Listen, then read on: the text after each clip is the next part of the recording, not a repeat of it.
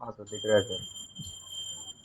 Okay, चलो find command में और कुछ अच्छे सिलेक्शन क्राइटेरिया हैं उसको खत्म कर देते हैं, ठीक है। First of all selection criteria तो बहुत पढ़ लिए, सबको याद रखना।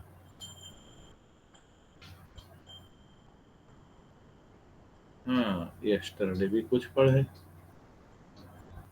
हाइपन एम टाइम जैसे पढ़ रहे थे, hyphen M time, hyphen A time, hyphen M min, hyphen A min, hyphen perm. तो चलो एक इंटरव्यू क्वेश्चन पूछ लिया जाए, ये पूछा था, बार बार पूछता। Find all read only files. Read only files से बहुत इजी है, कौन करिए आपको एक क्वेश्चन पूछता है, find all read only files. Find read hyphen form क्या दूं?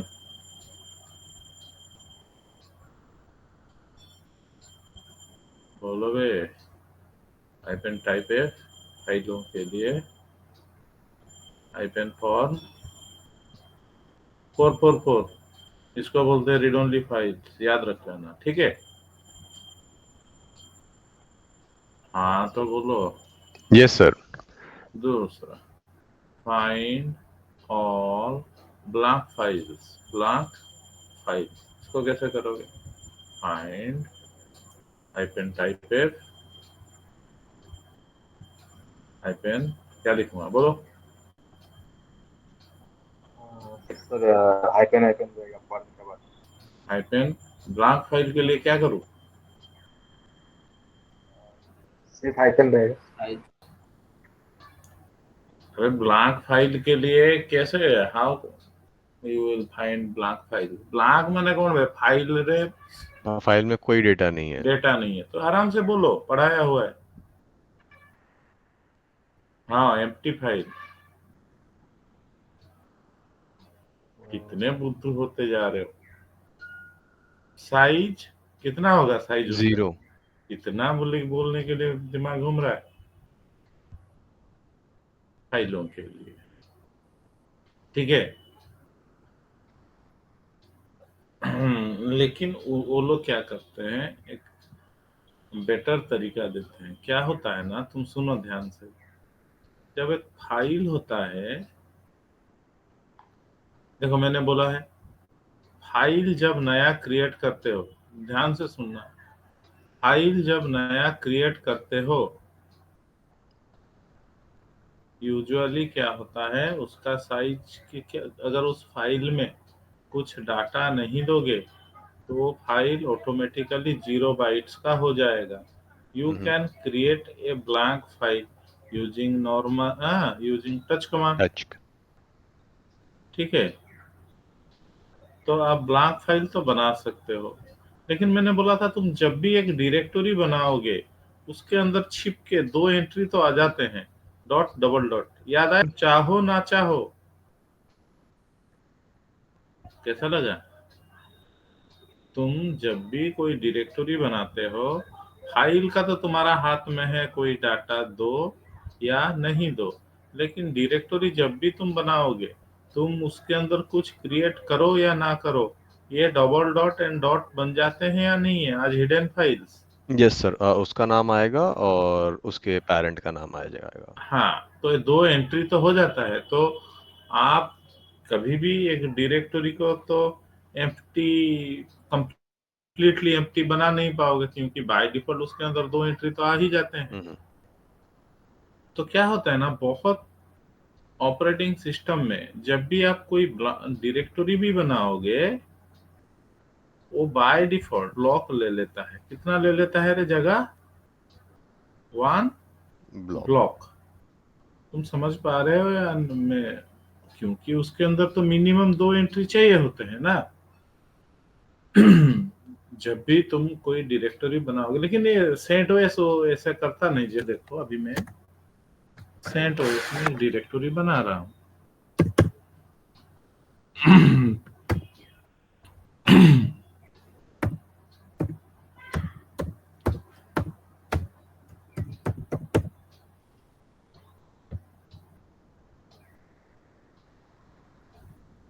मैंने एक डायरेक्टरी बनाया, सपोज एक फाइल मैंने बनाया टच www.txt, ये तो ब्लैंक है।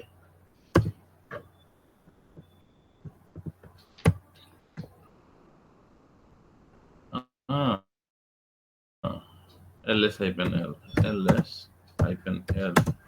इसमें देखो इसका साइज कितना है, 0। हम्म, तो डायरेक्टरी एक बनाते हैं mkdir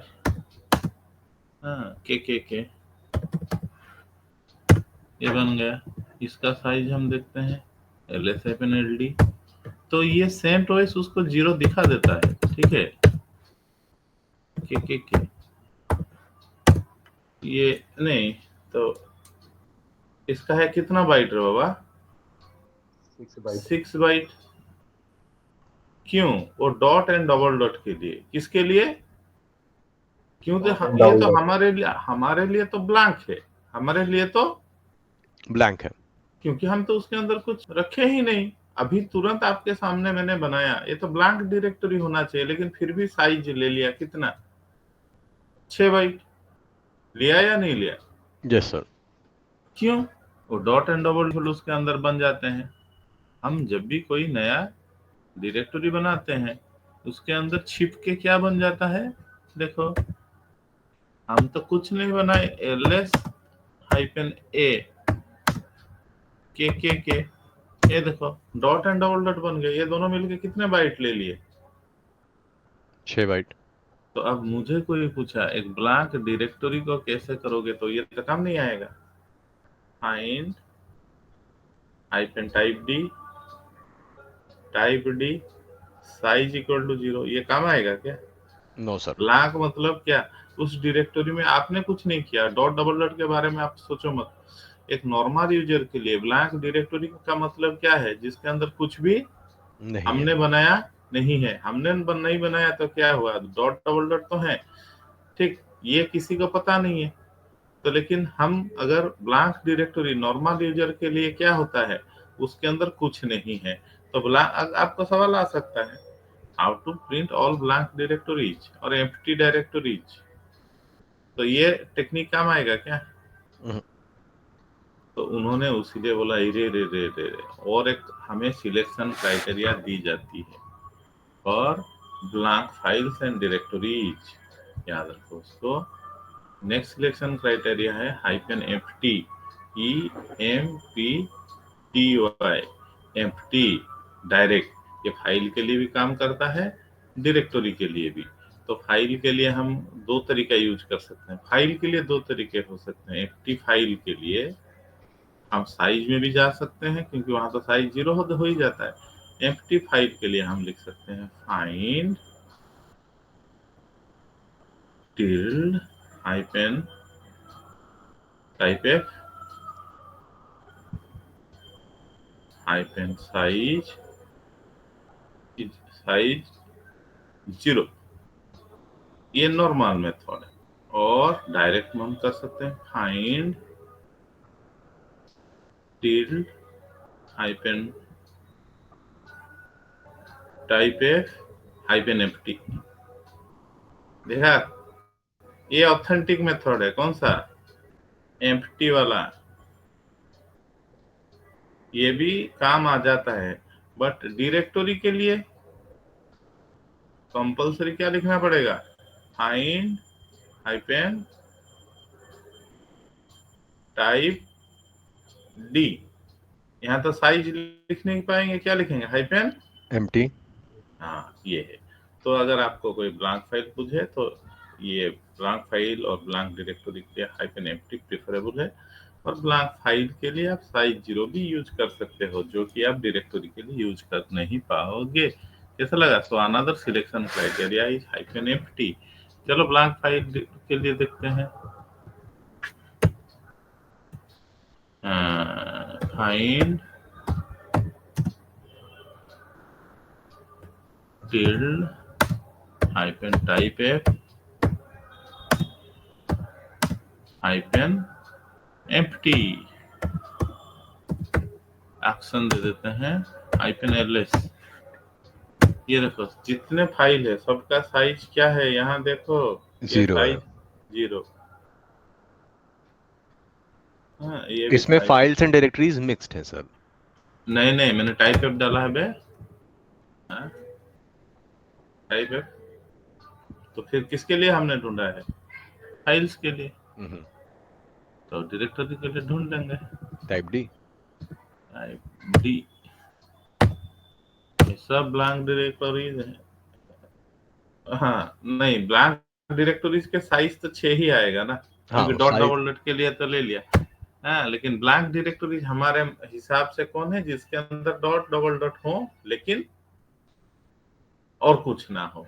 तो हमारा कौन सा था, के था ना, देखो के आ जाएगा उसके अंदर,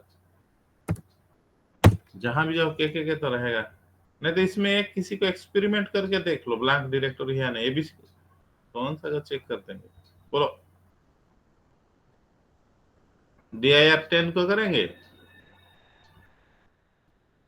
ls dir10, ls normal, dir10 कुछ नहीं होगा उसके अंदर। This is a blank directory, but उसके अंदर तो ये रहेंगे ही रहेंगे, हाइफन ए देने से तो डॉट डबल डॉट रहेंगे, तो उसी को तो हम ब्लैंक कहते हैं, जिसके अंदर हमने कुछ नहीं बनाया। Dot double dot will ever exist. तो कैसा लगा, hyphen empty is a better क्या selection criteria for searching blank files as well as blank directories. Sir directory. एक और चीज कर सकते हैं सर।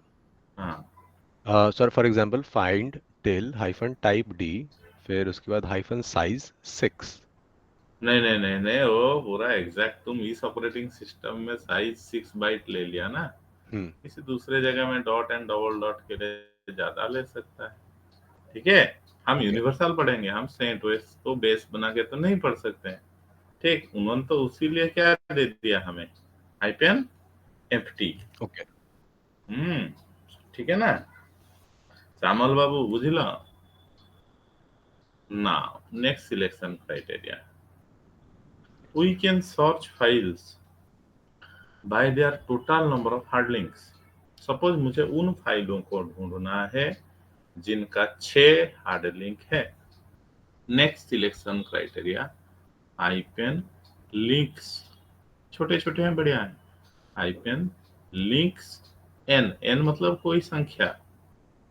तो हम इस, चलो मैं उन सब फाइल्स को ढूंढना चाहता हूं जिनके 4 हार्ड लिंक हो। क्या लिखूंगा, find hyphen type F hyphen links, कितना दे दूं, चलो 4 वाले ढूंढते हैं। तो ये हमें दिखाएगा all those file names having 4 hard links. कितने का 4 हार्ड लिंक है, 3 हार्ड लिंक के लिए देख सकते हैं, 3 वाले कुछ हैं, 5 वाले नहीं होंगे। ठीक है, तो आप लिंक सिलेक्शन क्राइटेरिया को यूज करके बहुत सारे फाइल्स या डायरेक्टरीज के लिए डायरेक्टरीज का तो हार्ड लिंक जनरली कर नहीं सकते, तो बाय डिफॉल्ट बनता है बोला हुआ था। लेकिन लिंक्स टू, बहुत सारे डायरेक्टरीज के 2 लिंक है, लिंक हम नहीं बनाते, सिस्टम बनाता है। तो इस तरह से आप, तो आप क्या कर सकते हो, you can search files based upon total number of hard links using links. तो बहुत इजी है। अब तीसरा, we can search files based upon ownership। Suppose मुझे रामो के सारे फाइल चाहिए, है? तो उसके लिए ओनरशिप के लिए एक ऑप्शन है हाइफन यूजर यूजर नेम। आप किसी पर्टिकुलर यूजर के सारे फाइल्स सिलेक्शन क्राइटेरिया बेस्ड में भी ढूंढ सकते हो। जैसे ये तो हमारा फाइल, हम रूट के फाइल देखेंगे, यहाँ रूट के फाइल मेरे अंदर कुछ हो सकते हैं, hyphen type F hyphen user. एक तो सुब्रत फाइल था, SUBRAT, सुब्रत 5 होगा क्या इसका? हाँ, इतने सारे फाइलों का मालिक कौन है भाई? सुब्रत 5। एक्सपेरिमेंट कर लें, -ls दे देने से उनका ओनर का नाम दिखाता है। ये सारे फाइल का मालिक देखो कौन है मालिक? सुब्रत 5 जी। इस तरह से आप किसी पर्टिकुलर यूजर के सारे फाइल ढूंढ सकते हो, प्रोवाइडिंग हिज यूजर नेम। ये एक बढ़िया सा है। आप रूट दे दोगे तो रूट के सारे फाइल दिखा देंगे। आप जिसी का भी नाम दो। तो सपोज यहाँ मैंने दे दिया रूट के कुछ फाइल, मेरे अगर हो गए तो दिखाएगा।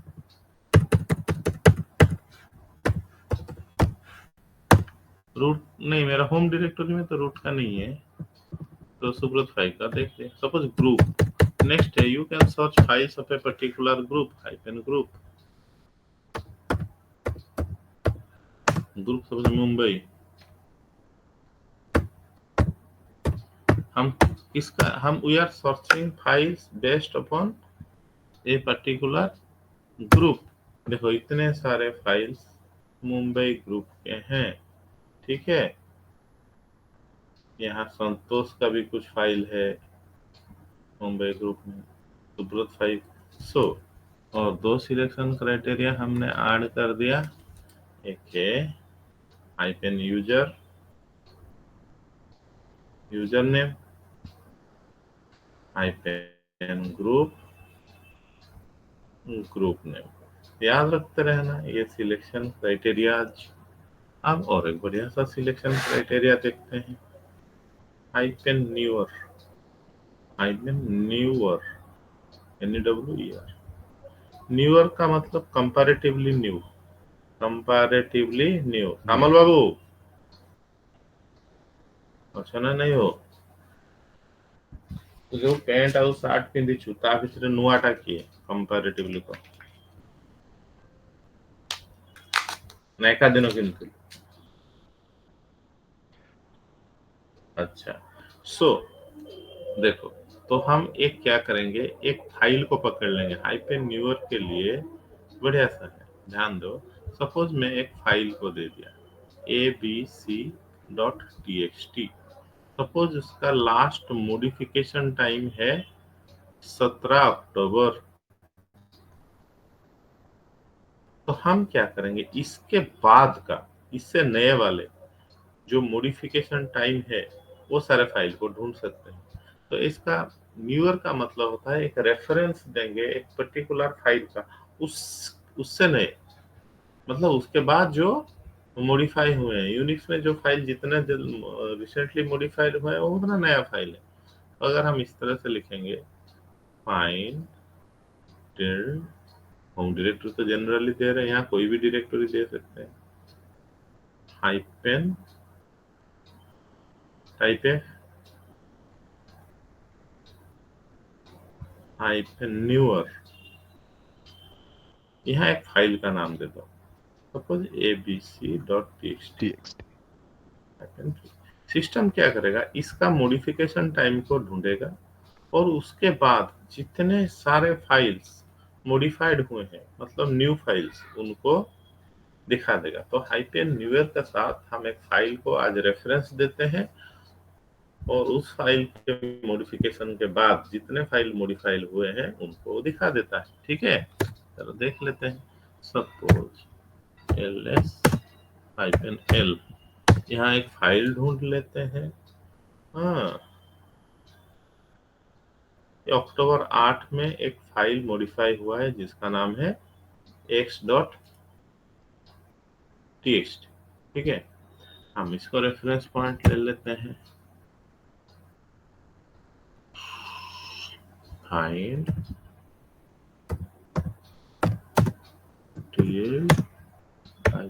-type -f -newer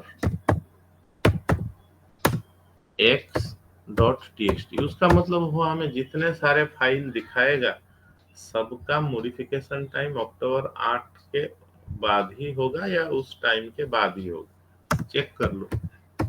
यहाँ देखो जितने सारे फाइल आए सबका मॉडिफिकेशन टाइम देखो, अक्टूबर अक्टूबर नवंबर नवंबर अक्टूबर 8 के बाद है, एक है अक्टूबर 8 में, उस टाइम के बाद है।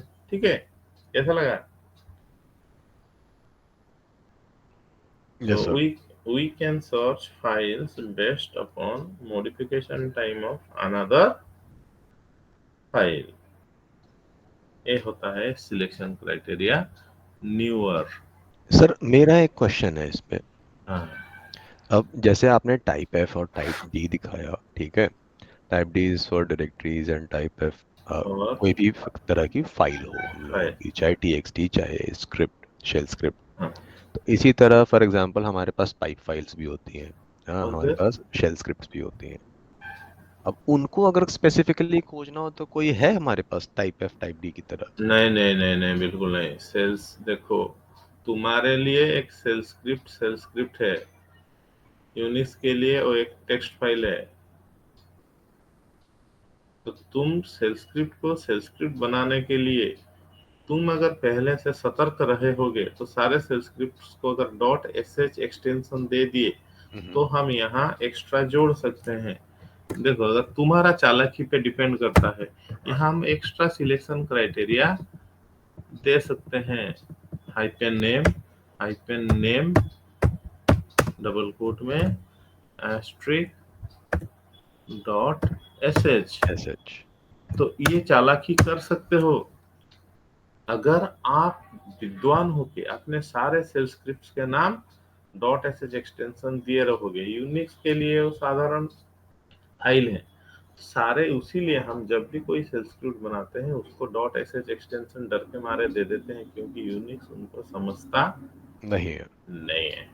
अगर तो हमको आपने मतलब डॉट कि sh एडवांस में ही अपना पूरा मतलब कि उस हिसाब से सेटअप रखना सेटअप पड़ेगा। रखना पड़ेगा। तो आप अगर अपने सारे सेल स्क्रिप्ट्स को डॉट sh एक्सटेंशन दिए रहेंगे तो हो गया हमारा hyphen name asterisk dot sh another selection criteria which will represent all dot sh files. कैसा लगा? सही सर। तो ये आपका ऊपर निर्भर करता है, क्योंकि उन्होंने 3 तरह का फाइलों के लिए दिया है। एक है type F ordinary file as well as binary file, type D directory file, और यूनिक्स जो फाइल को समझता है। ठीक है, और टाइप एन सिंबॉलिक लिंक के लिए आप उस तरह से अपने फाइलों को बनाओ। टेक्स्ट फाइल्स के लिए डॉट टीएक्सटी डालो। हाँ, तो फाइल का नाम के हिसाब से आप आराम से ढूंढ सकते हो। ठीक है ना? अब है hyphen newer access time के हिसाब से भी हम ढूंढ सकते हैं। ठीक है, एक सेकंड को।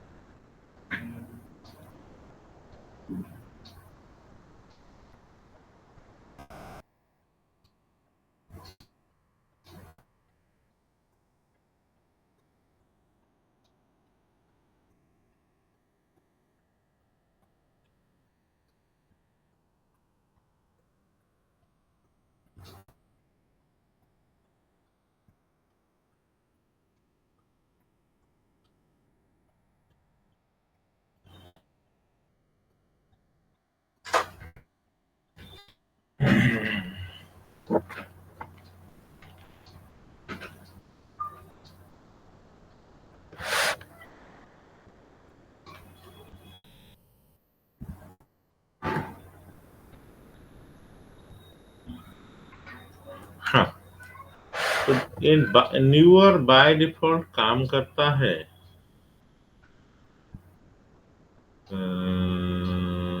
मॉडिफिकेशन टाइम पे उस तरह से। और एक क्या है, ए न्यूअर एक्सेस टाइम के हिसाब से। ठीक है, तो एक फाइल देख लेते हैं। ये एलयू कर दिया, ये सब एक्सेस टाइम है। मैंने एलएसआई पे एलयू कर दिया, एक फाइल को ढूंढ लिए, अक्टूबर 16 एक्सेस टाइम x.sh। देखो ध्यान से, हम चाहते हैं इस फाइल से, इस फाइल के बाद जितने सारे फाइल्स एक्सेस हुए हैं वो सब फाइल्स को देखेंगे, ठीक है ना। तो क्या लिखेंगे, फाइल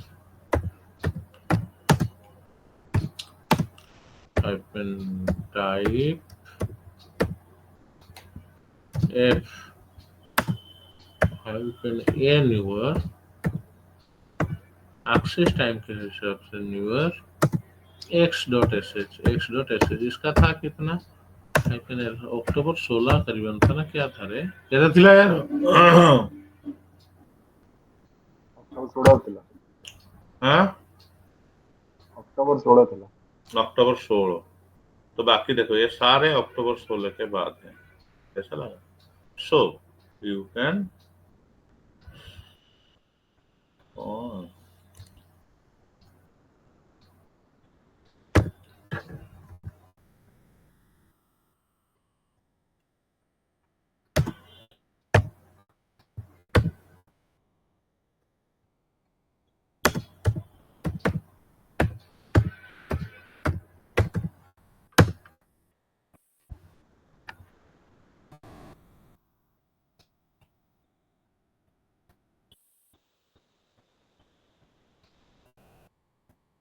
कौन आउट फाइल दे दो,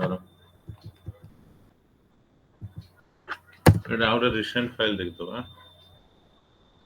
अक्टूबर 16 चलो नवंबर 3 तक धर दो xyz.sh, उसका बाद वाला कम आएंगे तो स्क्रीन क्लियर रहेगा।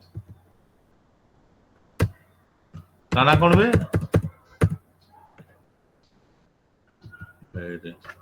कोड है ताना xyz.sh। चलो हम xyz.sh से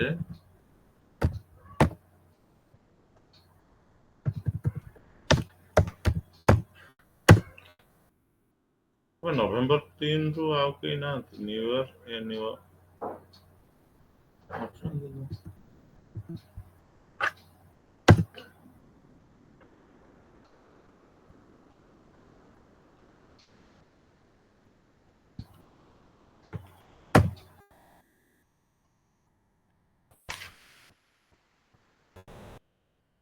न्यू ईयर ऑपरेशन है या नहीं देख लेते हैं, मैं ऐसे ही और एक बार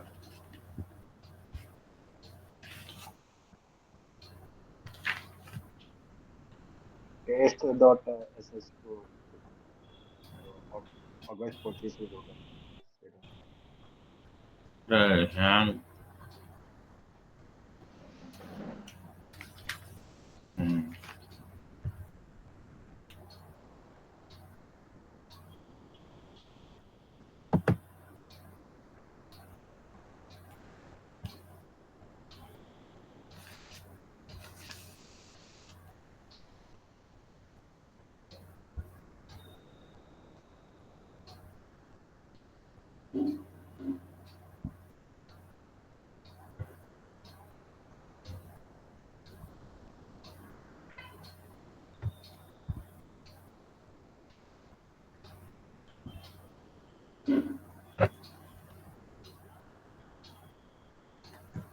पिछला कमांड देख लेते हैं।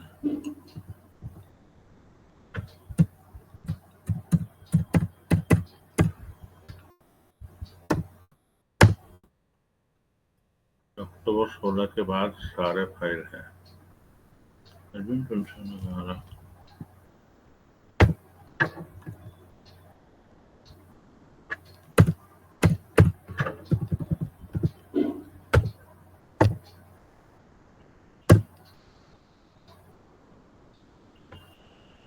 एन्यूअर नहीं होता है, गलती से बोल रहा हूँ, देख लेते हैं।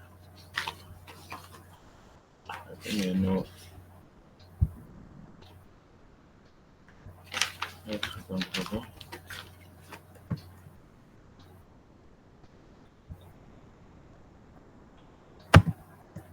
हम चेक कर लेंगे। मैन फाइंड, इसमें ढूंढो न्यूअर कहाँ है, उसके बाद देखेंगे ए न्यूअर।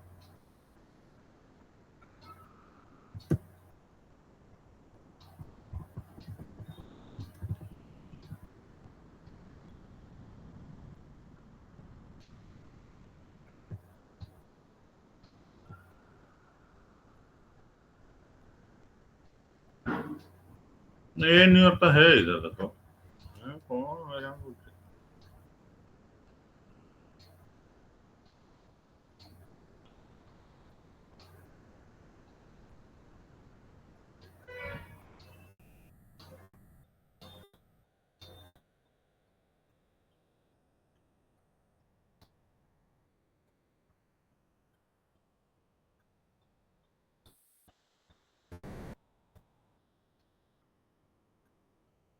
नीचे आते हैं।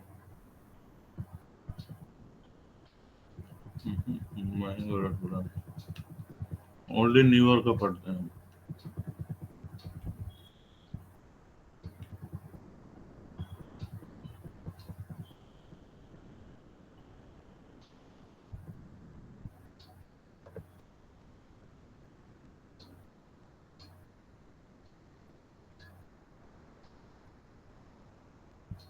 अरे अरे थोड़ा गलत बोल गया।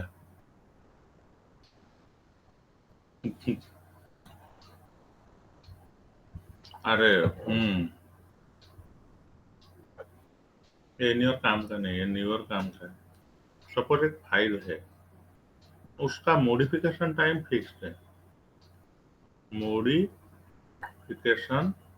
टाइम, उसका मॉडिफिकेशन टाइम का हिसाब से जो मोर रिसेंटली मॉडिफाइड हुआ है उसको बोलते हैं न्यूअर। उसका मॉडिफिकेशन टाइम का हिसाब से जो कितना क्रिटिकल है, एक्सेस हुआ है, उसको बोलते हैं ए न्यूअर। समझ पा रहे हो मैं क्या गलती कर रहा था? मैं इसका भी एक्सेस टाइम के हिसाब से एक्सेस टाइम को कंपेयर कर रहा था। नहीं, जो रेफरेंस फाइल है और जो रेफरेंस फाइल है उसका किस टाइम को सिर्फ इंपोर्टेंस मिलेगा, बोलो? Modified time, modification time. जो रेफरेंस फाइल है उसका मॉडिफिकेशन टाइम के बाद जो मॉडिफाइड हुए हैं वो न्यूअर, और रेफरेंस फाइल का मॉडिफिकेशन टाइम के बाद जो एक्सेस हुए हैं वो ए न्यूअर। चलो देख लेना, या मैं ही गलत था ना? मैं एक सेकंड, एक सेकंड।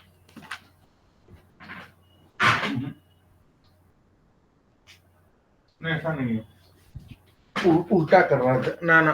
और एक बार ट्राई मारते हैं। हाँ।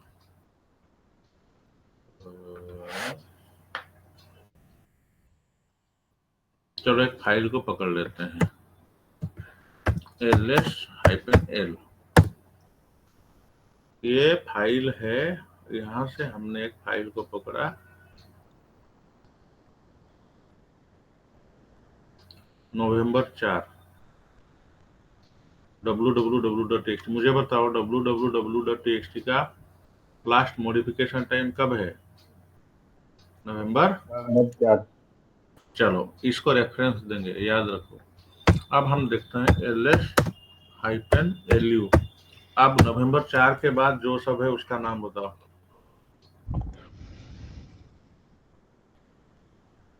आज ही नवंबर 4 है क्या बे? Yes sir. हाँ, और एक पुराना फाइल देखते हैं। यहाँ और एक फाइल देखो, अक्टूबर 29 फोटो देखो।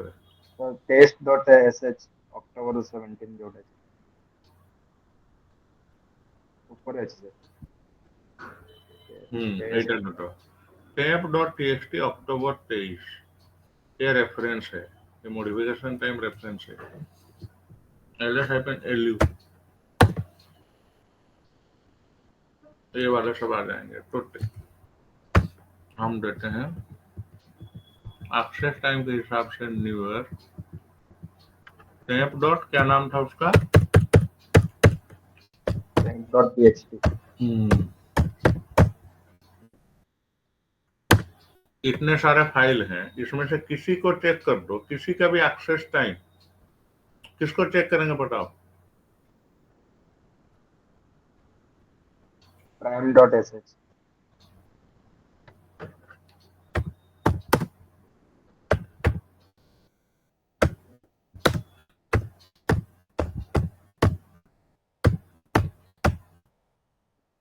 ये देखो नवंबर 3 कैसा लगा? अक्टूबर 28 के बाद का है। सो हमने गलत बोला था। जब हम न्यूअर बोलते हैं, NEWER, रेफरेंस फाइल का मॉडिफिकेशन टाइम के बाद मॉडिफाइड। ए न्यूअर बोलते हैं रेफरेंस फाइल का मॉडिफिकेशन टाइम के बाद एक्सेस। ठीक है?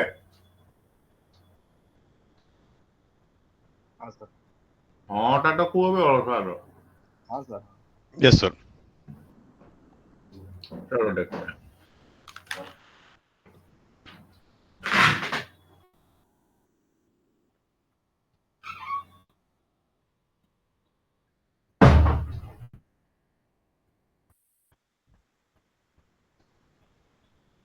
अच्छा सर, ये जो कमांड है जैसे कि एन्यूअर की, तो इसी में एक बार में एंड पे पूरे कमांड में हम पाइप लगा के जस्ट फाइल नेम से पहले अगर हम ls-l करके करें तो टाइम सभी साथ में नहीं दे देगा ये हमें?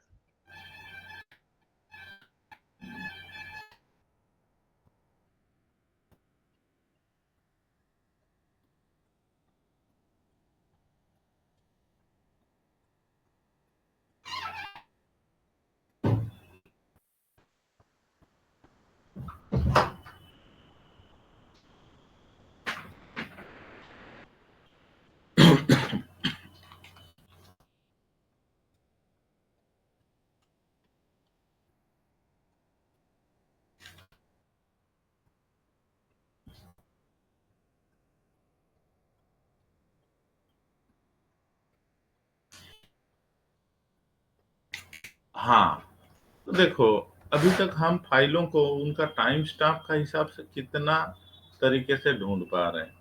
एक हाइपेन एम टाइम, मुझे बताओ तो हाइपेन एम टाइम से जो सारे फाइल को ढूंढते हैं उनका रेफरेंस पॉइंट क्या होता है? किस हिसाब से ढूंढते हैं? किसको पकड़ के ढूंढते हैं?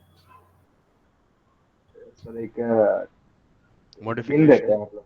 मैं तो चलो मॉडिफिकेशन टाइम से ढूंढता हूँ, लेकिन कंपेयर किससे करते हैं?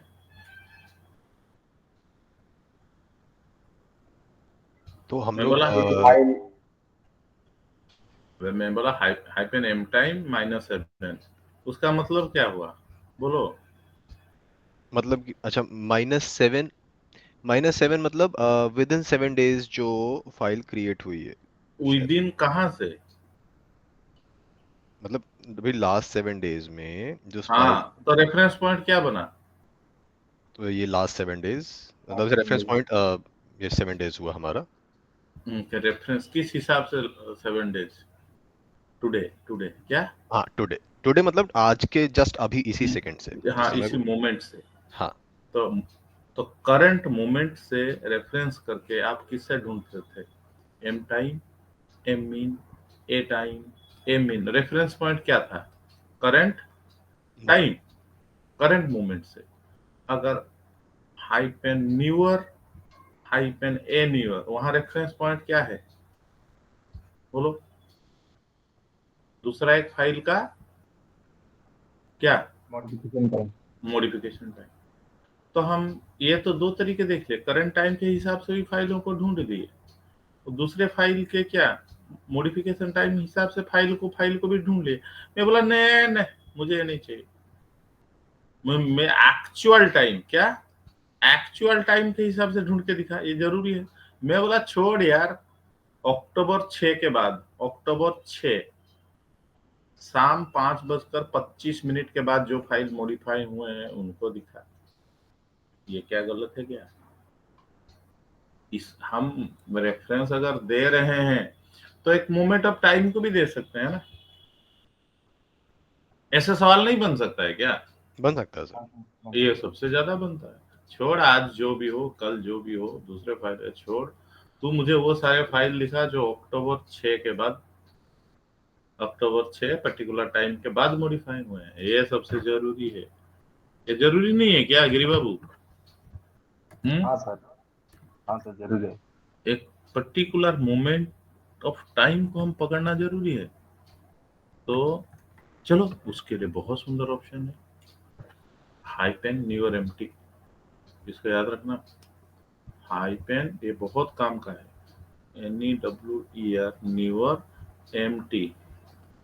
यहाँ आप टाइम दोगे, टाइम को अगर ईयर दोगे, सेम ईयर है तो मत दो, दे भी सकते हो। यहाँ हाँ ईयर आ जाएगा YY, हाइपेन देना MMDD। अगर ये दे दिया तो वो उस दिन का 0.00 को ले लो। उसके साथ अगर तुम टाइम भी देना चाहोगे तो HH colon MM colon second भी दे सकते हो रे भाई। अगर दो दोगे तो डबल को डाल देना, क्योंकि स्पेस रहेगा। चलो तुम बताओ, अब हम उन फाइलों को ढूंढेंगे जो मॉडिफाइड हुए हैं आपके डे टाइम के हिसाब से।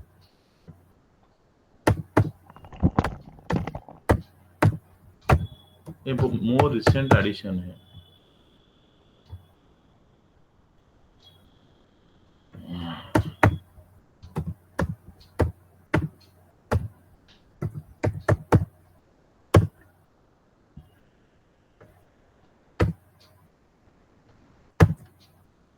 Find tilde hyphen type f hyphen type f hyphen new here newer empty। यहाँ आप एक टाइम मुझे दे दो, बोलो कौन सा ईयर दे अक्टूबर दें? या 22 है ना, 25 25 महीना दे दो, हाइफन 10 10 अक्टूबर हाइपन 18 18 तारीख 18 अक्टूबर। अगर चाहोगे तो ये भी दे सकते हो। तो वो 24 आवर बेसिस पे चलता है। हाँ ये सारे रेलवे टाइम है यूनिक्स। Okay 16 16 colon colon 24 24 23। 23। चलो इस पर्टिकुलर मोमेंट के बाद जितने सारे फाइल मॉडिफाइड हुए हैं सब आ जाएंगे। देखते हैं हाइपन एलएस सबका देखो अक्टूबर के बाद है। पता लगा? अगस्त वाला कहाँ से आ गया बे? तो हाइपन न्यूअर एम्प्टी एलएस नहीं देते हैं, पकड़ लेते हैं नॉर्मल। इसमें सिंटैक्स में कुछ, एक सेकेंड।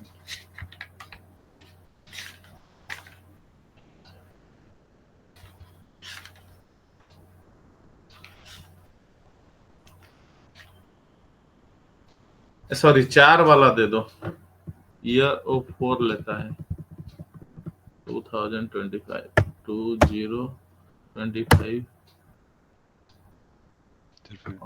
ये प्रॉब्लम मुझे दिख रहा सर ये है। है सही सही दिखा रहा है सर। हाँ ये 2032 का है रे, मैं यहाँ फंस रहा हूँ।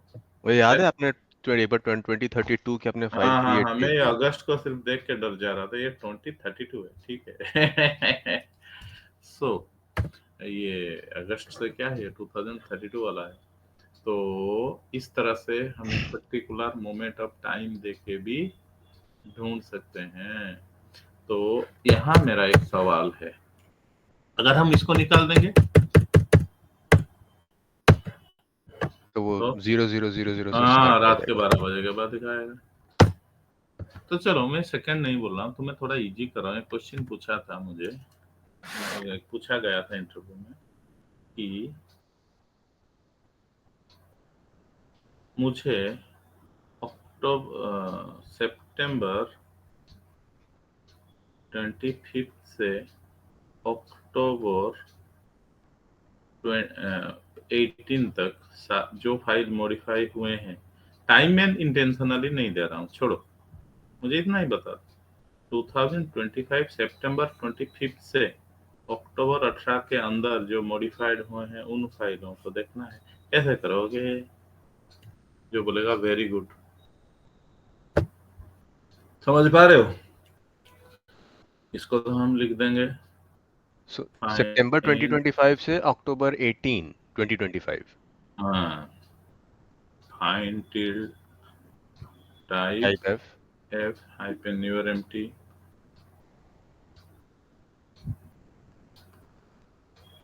2025 9 25। इसका मतलब तो पूरा हो गया। सितंबर 25 से बाद में जितने मॉडिफाइड हुए नो प्रॉब्लम, लेकिन मुझे यहाँ रोकना है। कितने में? अक्टूबर 18 में। इसको कैसे करोगे? एक स्पेस देके हम्म जो बोलेगा वेरी गुड। एक सर स्पेस मुझे देके वही लगता है 2025 -9 सॉरी -10 क्या देन लिखूंगा 18 यहाँ फिर?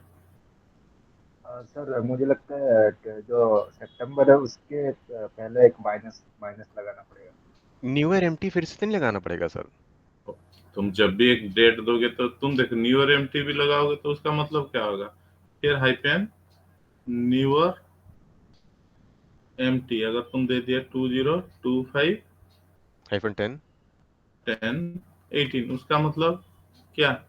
जो इससे नए हैं एंड इससे नए हैं, मतलब ये वालों को दिखाएगा। हाँ हाँ हाँ, मैं बोला बीच हाँ, वालों को। तो या तो फिर हम लोग वैसे कर सकते हैं जैसे हमने -7 किया था कि भाई लास्ट यहाँ 7 तो डेज माइनस का। सिंटैक्स है नहीं। You can not create syntax. जितने सिंटैक्स पढ़े हैं उसके अंदर से सोच के बता। मैंने 3 बोला था यार आपको। एक बोला था डबल हाइपेन ए मतलब क्या होता है रे?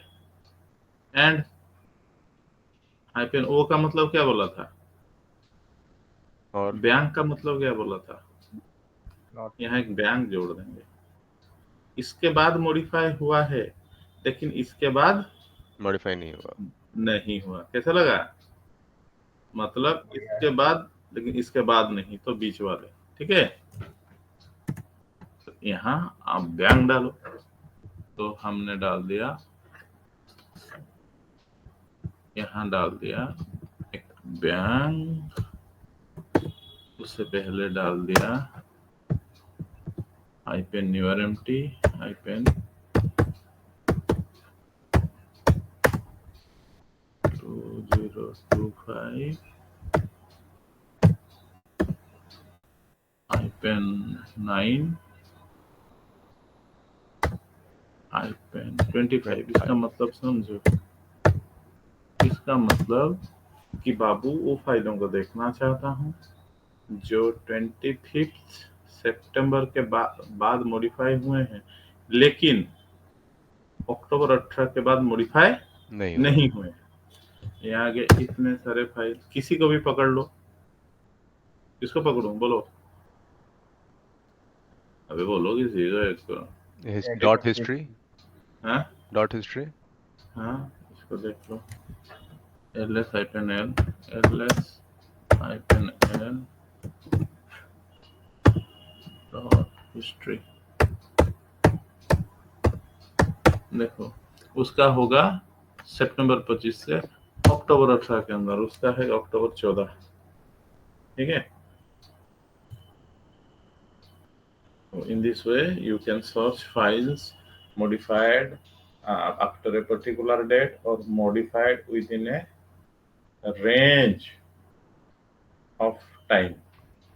ठीक है, चलो आज इतना रहने देते हैं, कल पढ़ेंगे फिर। ठीक है। Okay sir.